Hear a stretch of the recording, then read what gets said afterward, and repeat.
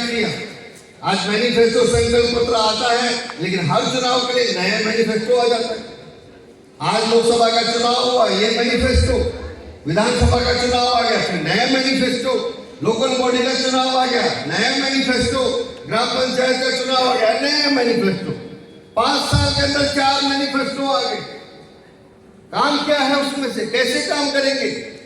चुनाव जीतने के लिए केवल मैनिफेस्टो, संकल्प पत्र, घोषणा पत्र आएंगे तो वो केवल चुनाव आधारित होंगे, उनका क्रियान्वयन नहीं होगा। ये बहुत बड़ी देश में सभी लोगों के लिए समस्या है। इसलिए यह एक साथ चुनाव होने से हम देश में राजनीति कम, विकास ज्यादा कर सकते हैं। अगर बार बार चुनाव होंगे तो देश में राजनीति ज्यादा होगी, विकास कम होगा। अगर एक साथ लोकसभा विधानसभा का 5 साल में चुनाव होगा तो मानकर चलिए देश में पॉलिटिक्स कम, डेवलपमेंट ज्यादा होगा। एक साथ ही अगर चुनाव होगा तो इस देश की जो अनावश्यक खर्चा है वो बचेगा। 5 से 7 लाख करोड़ का तो बताया, लेकिन आप जो वोट डालकर आते हो, हमको लगता है एक वोट डाला है, शाही लगी है, हाथ पर कुछ पैसा लगा होगा, खर्च हुआ होगा। एक व्यक्ति को इस बार के लोकसभा चुनाव में वोट डालने पर 1400 रुपया प्रति वोटर खर्च हुआ है। जब वोट डाल करके निकलते हो तो भारत सरकार का 1400 रुपये खर्च हो जाता है। यानी इतना, और अभी तो 1400 है, आने वाले दिनों में 2000 होगा, 3000 होगा, 5000 होगा। हर वर्ष हर चुनाव में यह प्रति वोटर हमारा खर्चा बढ़ता जा रहा है। इसलिए एक साथ चुनाव होगा तो हमारी अर्थव्यवस्था के लिए भी फायदा होगा। एक साथ अगर हमारा चुनाव होगा तो हम सब लोगों को देश के लिए जो समय लगाकर हम काम करना चाहते हैं, या आचार संहिता के कारण से जो हमारा समय खराब हो रहा है, उस समय के अंदर भी बचत होगी। इसलिए यह देश के अंदर एक बहस शुरू हुई है। मेरा मानना है कि आप सभी डॉक्टर्स लोग, आप सभी का स्वास्थ्य ठीक करते हैं, आप लोगों को जिंदा रखते हैं। मुझे लगता है कि आज हमारे देश के लोकतंत्र को अगर जिंदा रखना है, लोकतंत्र को अगर लाइव रखना है, लोकतंत्र को अगर मजबूत करना है, तो लोकतंत्र को मजबूत करने का काम मालिक जो है वो वोटर होता है। डॉक्टर हैं, आप भी सब हैं, वोटर हैं। लेकिन जैसे आप स्वास्थ्य के माध्यम से समाज को ठीक करते हैं, समाज का स्वास्थ्य ठीक रखते हैं, लोगों का स्वास्थ्य ठीक रखते हैं, आज वर्तमान समय में हमारे इस लोकतंत्र को बचाए रखने के लिए अपनी देश की राजनीति का स्वास्थ्य अगर ठीक करना है तो उसका भी एक ही समाधान है कि देश में एक ही बार चुनाव होगा तो हम समाज के स्वास्थ्य को भी ठीक रखेंगे। जितना चुनाव होता है समाज में उतना जातिवाद बढ़ता है। जितनी बार चुनाव होगा उतना क्षेत्रवाद बढ़ेगा। जितना ज्यादा चुनाव होगा उतना देश के अंदर भाषावाद बढ़ेगा। जितने भी प्रकार के अलगाववाद है वो सभी समाज को बांटने का काम, चुनाव है, जीतना है तो चाहे बांट कर जीतो, चाहे कैसे भी जीतो, चुनाव जीतने के लिए व्यक्ति ये सभी प्रयोग करते हैं तो समाज में भी कहीं न कहीं एक वैमनस्यता का भाव बढ़ता है। इसलिए चुनाव ज्यादा होने से भी हमारे सामाजिक सारे रचना में भी समस्या आ रही है। तो केवल पॉलिटिकल नहीं, सामाजिक दृष्टि से भी विचार करेंगे, वह भी एक बहुत बड़ी समस्या है। इसलिए मैं मानता हूं कि एक साथ चुनाव होना यह देश के लिए बहुत बड़ा पॉलिटिकल रिफॉर्म्स है। एक साथ चुनाव होना यह देश के लिए बहुत बड़ा सोशल रिफॉर्म्स है। एक साथ चुनाव होना वो इस देश की आर्थिक व्यवस्था के लिए एक बहुत बड़ा रिफॉर्म्स है। दिखता छोटा सा ही है, एक साथ चुनाव करना है, लेकिन एक साथ चुनाव कराने से आने वाले दिनों में कैसे देश बदलेगा, कैसे देश का सारा पॉलिटिकल सिस्टम बदलेगा, उसका केवल एक उदाहरण मैं देता हूँ। एक साथ अगर चुनाव होगा तो आप मानकर चलिए देश में ज्यादा नए युवाओं को राजनीति में चुनाव लड़ने का अवसर मिलेगा। आज बार बार चुनाव होने से, अलग अलग चुनाव होने से एक ही परिवार के लोग आज भी हैं। देश के अंदर सैकड़ों ऐसे परिवार हैं, सांसद, विधायक, परिवार। मैं जानता हूँ एक परिवार में 5 लोग हैं, एक सांसद है, एक विधायक है, एक वहाँ का जिला पंचायत अध्यक्ष है, एक कोऑपरेटिव बैंक का चेयरमैन है और घर में एक ही बचा था, अभी कुछ दिनों पहले वो भी नगर पालिका का चेयरमैन हो गया। घर में 5 मेंबर हैं। ये देश का लोकतंत्र नहीं हो सकता। एक अलग प्रकार का नया राजतंत्र है जिसमें कुछ लोगों के हाथ में ही पूरी सत्ता और शासन की व्यवस्था रहती है। ये एक्चुअल डेमोक्रेसी नहीं है। अगर हम चाहते हैं कि ये सब सिस्टम को भी बदलना, तो एक साथ चुनाव कराइए। जिस दिन एक साथ चुनाव हो जाएगा उस दिन ये परिवारवाद की राजनीति भी समाप्त हो जाएगी। ज्यादा नए युवाओं को अवसर मिलने लगेगा। जिसको लड़ना है एक बार में कोई एमपी लड़ना है तो लड़ो। एमपी हार गए तो विधानसभा लड़ लेंगे, विधानसभा हार गए तो नगर पालिका लड़ लेंगे, नगर पालिका हार गए तो जिला पंचायत लड़ लेंगे। वही लोग घूम घूम करके देश की राजनीति की इस व्यवस्थाओं पर उसको संचालन करते दिखाई दे रहे हैं। एक साथ चुनाव होने से हम देश में एक छोटा सा पॉलिटिकल रिफॉर्म्स है, लेकिन एक्चुअल में इस डेमोक्रेसी में एक बहुत बड़ा बदलाव लेकर के आने वाला है। इसलिए मैंने कहा ये पॉलिटिकल रिफॉर्म्स भी है, ये सोशल रिफॉर्म्स भी होगा और ये देश की अर्थव्यवस्था के लिए भी बहुत बड़ा रिफॉर्म्स होगा। और जिस प्रकार का एक भारत हम बनाना चाहते हैं, उस प्रकार का भारत बनाने का जो लक्ष्य लेकर चले 2047 तक एक विकसित भारत हम बनाएंगे। मेरा मानना है कि बार बार चुनाव होना उस विकसित भारत को बनाने में सबसे बड़ा स्पीड ब्रेकर है, जो हमारी स्पीड को स्लो कर रहा है। मुझे अच्छी तरह से याद है 5-6 साल पहले जब विकसित भारत के कंसेप्ट पर चर्चा हुई कि 2047 स्वाधीनता के 100 वर्ष पूरे होने तक हम भारत को एक विकसित भारत बनाएंगे, तो उसके लिए क्या रोड मैप होगा।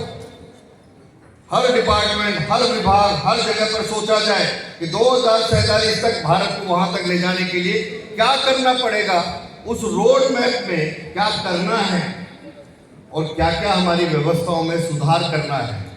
तो सुधार में से ही ये मुद्दा निकला कि बार बार चुनाव होने के कारण से हमारे देश में सभी प्रकार की समस्याएं आ रही हैं। इसलिए वह 2047 का विकसित भारत बनाने के लिए यह एक छोटा सा स्पीड ब्रेकर है।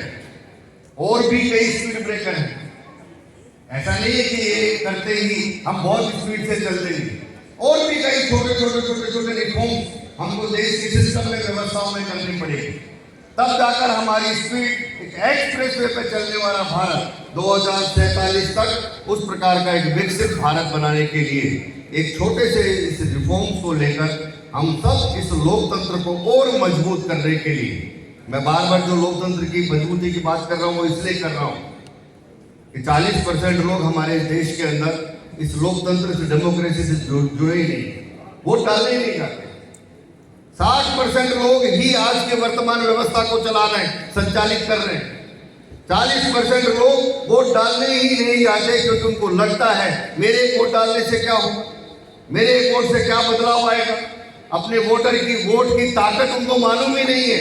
हमारे यहाँ पर एक वोटर्स को भी एक वोट का फटीग हो गया है। अरे क्या है, हर साल वोट डालना है, हर 6 महीने बाद वोट डालना है, चलो भाई छुट्टी मनाते हो। मैं तो देखता हूँ दिल्ली वालों के लिए शुक्रवार शनिवार का समय है और छुट्टी आ जाए तो बहुत सारे लोग पिकनिक मनाने घूमने चले जाते हैं। तो इस बार पहला चुनाव था जिस दिन छुट्टी नहीं है, ये तो दिल्ली के बहुत सारे लोग घूमने निकल जाते हैं।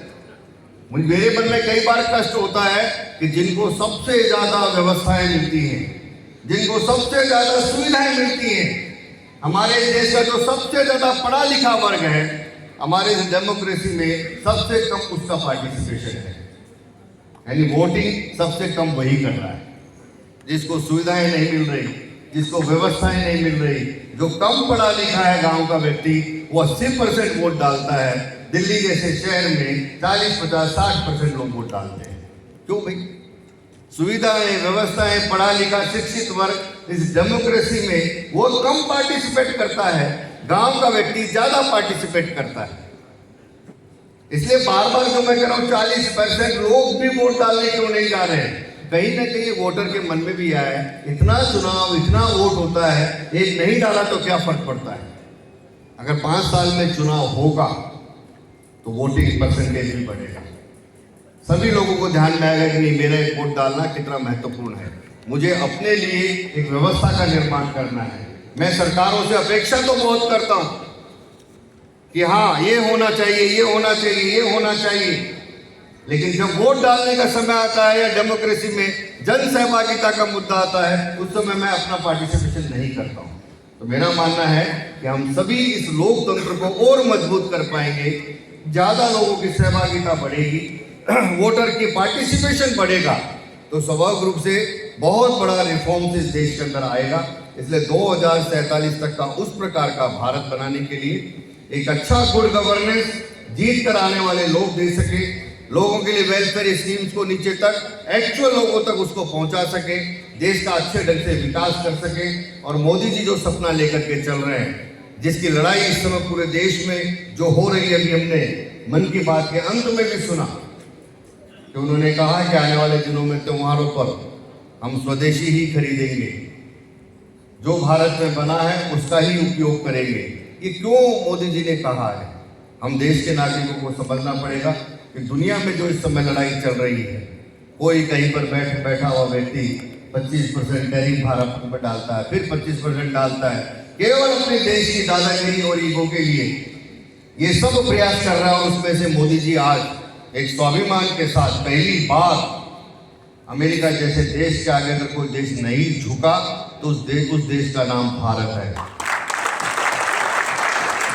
बड़े बड़ों को सरेंडर होते हुए हमने देखा है, लेकिन मोदी जी ने कहा कि नहीं, हम आत्मनिर्भर भारत बनाएंगे। ये आत्मनिर्भर भारत ही हमारे विकसित भारत बनाने का मार्ग बनेगा। जिस दिन भारत आत्मनिर्भर बन जाएगा, भारत अपने आप विकसित भारत बन जाएगा। हम दुनिया के देशों पर जो आज निर्भर हैं, उससे धीरे धीरे भारत को कैसे बाहर निकालना है।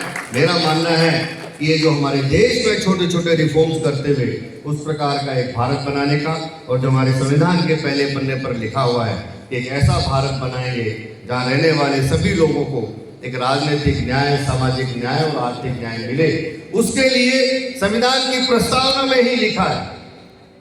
उस संविधान की प्रस्तावना के आधार पर भविष्य में जो भी है, मेरा मानना है नेशन फर्स्ट, देश पहले है। देश पहले है तो देश को ध्यान में रखकर कैसा भारत हम बनाना चाहते हैं, उसके लिए उस प्रकार की व्यवस्थाओं को बनाने में हम सब यहाँ पर आए हुए प्रबुद्ध लोग जो समाज का स्वास्थ्य ठीक रखते हैं, आने वाले दिनों में हम सब इस अभियान को एक जन अभियान बनाते हुए और समाज में एक ऐसा जन दबाव बने कि जो लोग इन सब बातों का अपने राजनीतिक कारणों से विरोध कर रहे हैं, ऐसे उन सब लोगों पर एक पॉलिटिकल दबाव बने कि वन नेशन वन इलेक्शन ये देश की जनता की मांग है। ये कोई भारतीय जनता पार्टी का एजेंडा नहीं है, ये कोई मोदी जी का एजेंडा नहीं है, ये देश के लिए होना चाहिए। मैं तो हर जगह पर कहता हूँ कि आज की वर्तमान व्यवस्था से भारतीय जनता पार्टी को फायदा है। हम 21 राज्यों में सरकार हमारी बनी है, आने वाले दिनों में और राज्यों में हमारी सरकार हम वर्तमान व्यवस्था से बना लेंगे, लेकिन एक साथ चुनाव ये देश के हित में है। इसलिए देश पहले ध्यान में रखकर हमने ये अभियान शुरू किया है। देश की जनता का इसको समर्थन मिले, विरोधी लोगों पर इसका एक दबाव बने। केवल एक चुनाव, एक राष्ट्र एक चुनाव नहीं, देश में आने वाले दिनों में एक वोटर लिस्ट भी बननी चाहिए और उसको लेकर के भी, क्योंकि हर चुनाव का अलग अलग वोटर लिस्ट है। मेरा लोकसभा के अंदर नाम है, विधानसभा में नाम नहीं है, नगर निगम में जाता हूं तो मेरा नाम नहीं रहता है। हर चुनाव की अलग वोटर लिस्ट क्यों होगी? जब एक चुनाव है तो एक ही वोटर लिस्ट होगी, एक वोटर लिस्ट होगी, उसी के आधार पर पूरे देश का चुनाव होगा। और ये जो पॉलिटिकल लोग कुछ यात्राएं लेकर के घूम रहे हैं, और मैं अंत में पॉलिटिकल बात कहना चाहता हूं, जो इस भारत देश का नागरिक है उसी को देश में वोट देने का अधिकार है। देश का संविधान ये कहता है कि जो भारत का नागरिक है वही वोटर होगा।